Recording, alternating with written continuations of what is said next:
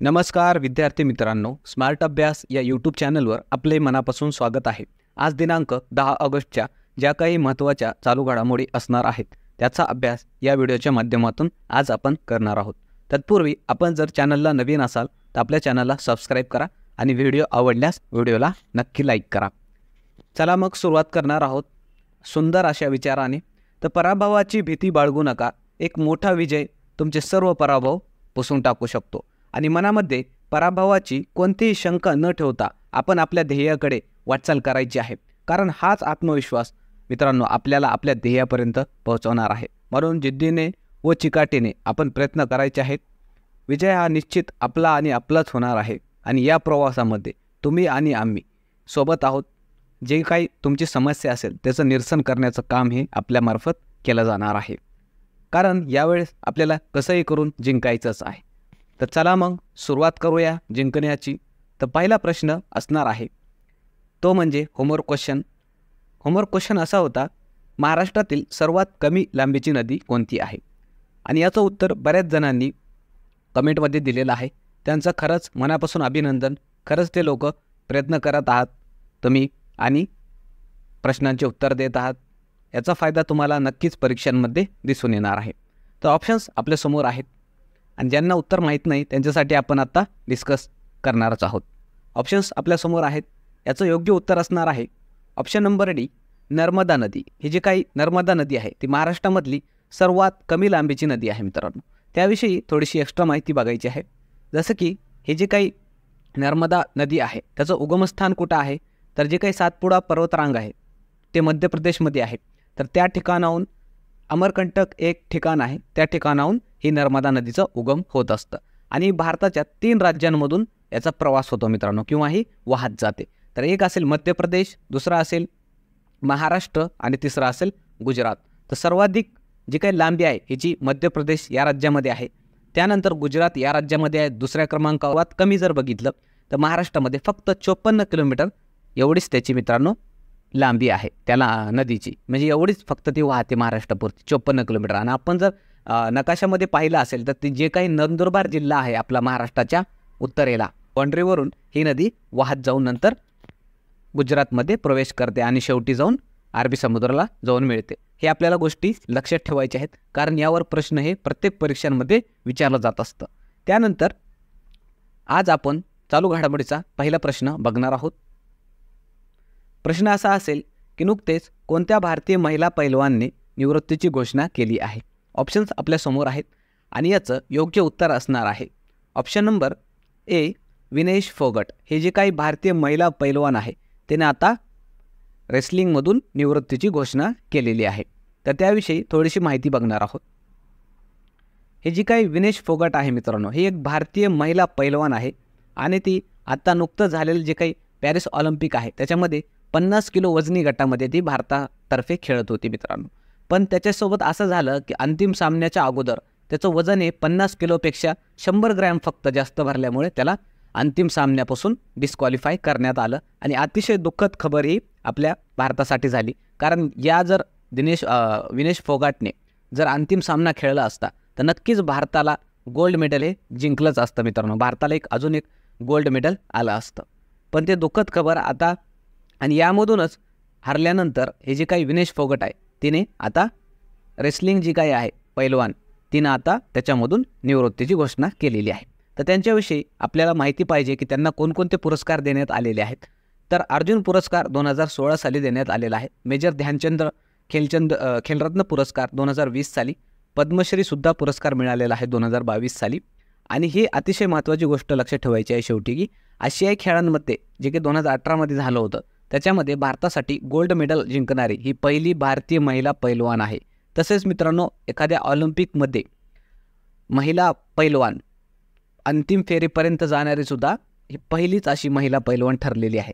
तर हे आपल्याला 2 गोष्टी IMP करून ठेवायच्या आहेत। त्यानंतर आपण पुढचा प्रश्न बघणार आहोत की नुकतेच पॅरिस ऑलिम्पिक 2024 स्पर्धेत नीरज चोप्राने कोणते पदक जिंकले आहे? ऑप्शन्स आपल्यासमोर आहेत आणि याचं योग्य उत्तर असणार आहे ऑप्शन नंबर बी, सिल्वर मेडल। तर हे जे काही नीरज चोप्रा जे आहेत भालाफेकपटू भारताचे, त्यांनी आपल्या देशाला एक सिल्वर मेडल जिंकून दिलेलं आहे। त्यांच्याविषयी थोडीशी माहिती बघायची आहे. हे जे काही नीरज चोप्रा आहेत हे एक भालाफेकपटू आहेत आणि त्यांनी या अगोदर टोकियो ऑलिम्पिक्स जे झालं होतं 2020मध्ये त्यावेळेस त्यांनी भारताला गोल्ड मेडल जिंकून दिलं होतं त्यावेळेस मित्रांनो. आणि आता जे काही पॅरिस ऑलिम्पिक झालं आहे त्याच्यामध्ये त्यांना मात्र गोल्ड काही जिंकता आलं नाही, पण तरी पण त्यांनी भारताला सिल्वर मेडल हे जिंकून दिलेलं आहे. आणि किती भालाफेक त्यांनी केला होता, किती मीटरचा, तर 89.45 मीटर भाला हा फेकला होता. हे आपल्याला लक्षात ठेवायचं आहे. आणि त्याच सामन्यामध्ये पॅरिस ऑलिम्पिकच्या त्यांचा प्रतिस्पर्धी जो काय होता त्याने मित्रांनो जो काही अर्शद नदीम आहे पाकिस्तानचा, त्यानं 92.97 मीटर एवढं हा भाला फेकून गोल्ड मेडल जिंकलेलं आहे. हे पण आपल्याला लक्षात ठेवायचं आहे. आणि जे नीरज चोप्रा आहेत त्यांना पुरस्कार कोणकोणते देण्यात आलेले आहेत, तर 2018ला अर्जुन पुरस्कार, 2021ला मेजर ध्यानचंद खेलरत्न पुरस्कार आणि 2022ला पद्मश्री देऊन त्यांना सन्मानित करण्यात आलेलं आहे. आणि अर्शद नदीमचं यासाठी आपल्याला लक्षात ठेवायचं आहे कारण मित्रांनो या पाकिस्तानच्या अर्शद नदीम या भालाफेकपटूने ऑलिम्पिकच्या इतिहासामध्ये वर्ल्ड रेकॉर्ड केलेला आहे. कितीचा 92.97 मीटर भालाफेक त्याने फेकून आत्तापर्यंतचा ऑलिम्पिकचा रेकॉर्ड केलेला आहे. आत्तापर्यंत एवढा लांब भालाफेक कोणीही फेकलेला नाही मित्रांनो. म्हणून ही गोष्ट आपल्याला लक्षात ठेवायची आहे. अर्शद नदीमविषयी पाकिस्तानला गोल्ड मेडल जिंकून दिलेलं आहे या पॅरिस ऑलिम्पिकमध्ये. हे पण आपल्यासाठी महत्त्वाची गोष्ट आहे. पुढचा प्रश्न आपण बघणार आहोत की नुकतेच पर्वत प्रहार सैन्य अभ्यास कोणत्या ठिकाणी झाला. तर ऑप्शन्स आपल्यासमोर आहेत आणि याचं योग्य उत्तर असणार आहे ऑप्शन नंबर बी, लद्दाख या ठिकाणी हा सैन्य अभ्यास झालेला आहे. तसेच मित्रांनो जे काही इतर आपले सैन्य अभ्यास आहेत त्याचा पण आपण अभ्यास करणार आहोत. ते पण आपल्याला परीक्षांमध्ये विचारले जातात. जसं की डेझर्ट सायक्लॉन भारत आणि UAE या 2 देशांच्या दरम्यान झाला. सहयोग कायजिन नावाचा सैन्य अभ्यास भारत व जपान या 2 देशांच्या दरम्यान झाला. सायक्लॉन हा भारत आणि इजिप्त या 2 देशांच्या दरम्यान झाला. खंजीर हा सैन्य अभ्यास भारत व किर्गिस्तान या 2 देशांच्या दरम्यान झाला. वायुशक्ती हा सैन्य अभ्यास भारतीय वायुसेनेकडून करण्यात आला राजस्थानमधील पोखरण या ठिकाणी. दोस्ती हा सैन्य अभ्यास भारत, मालदीव आणि श्रीलंका या 3 देशांच्या दरम्यान झाला. मित्रांनो याला स्टार करून ठेवा, हा प्रश्न परीक्षांमध्ये विचारला जाऊ शकतो. समुद्र लक्ष्मण भारत आणि मलेशिया या 2 देशांच्या दरम्यान झाला. धर्मागार्जियन भारत व जपान या 2 देशांच्या दरम्यान झाला. तर्कश हा भारत आणि अमेरिका या 2 देशांच्या दरम्यान झालेला सैन्य अभ्यास आहे. शक्ती भारत आणि फ्रान्स या 2 देशांच्या दरम्यान. आणि तरंग शक्ती नुकतंच झालेला आहे जो की भारतीय वायुसेनेनं केलेला आहे आणि तो 2 राज्यांमध्ये झाला मित्रांनो, एक तामिळनाडू आणि राजस्थान. तत्पूर्वी मित्रांनो तुम्हाला इन्फॉर्मेशन कशी वाटत आहे ते नक्की कमेंटमध्ये सांगा आणि व्हिडिओ जर आवडला तर नक्की लाईक करा आणि तसेच आपल्या विद्यार्थी मित्रांनासुद्धा हा व्हिडिओ शेअर करा, त्यांनासुद्धा याचा फायदा मिळणार आहे. तसेच मित्रांनो हे जे काही आपण रिव्हिजन दररोज घेतो ना याचा फायदा आपल्याला आगामी येणाऱ्या परीक्षांमध्ये दिसून येणार आहे. म्हणून आपण लक्षपूर्वक व्हिडिओ हा शेवटपर्यंत पाहायचा आहे. याचा फायदा नक्की तुम्हाला आपल्या परीक्षांमध्ये येणाऱ्या दिसणारच आहे. पुढचा प्रश्न आपण बघणार आहोत की नुकतेच पश्चिम बंगालचे माजी मुख्यमंत्री बुद्धदेव भट्टाचार्य यांचे निधन झाले. ते कोणत्या पक्षाशी संबंधित होते. तर ऑप्शन्स आपल्यासमोर आहेत आणि याचं योग्य उत्तर असणार आहे ऑप्शन नंबर ए, मार्क्सवादी कम्युनिस्ट पार्टी. हे जे काय आहे त्या पार्टीचे संबंधित होते. एवढं आपल्याला लक्षात ठेवायचं आहे. आणि त्यांच्याविषयी थोडीशी माहिती बघायची. हे जे काही बुद्धदेव भट्टाचार्य होते ते त्यांचा जन्म 1944ला झालेला आणि आत्ता नुकतं 2024मध्ये त्यांचं निधन झालेलं आहे. आणि 2 गोष्टी लक्षात ठेवायच्या यांच्याविषयी की 2000 ते 2011 असे 11 वर्षे हे पश्चिम बंगालचे मुख्यमंत्री राहिलेले आहेत.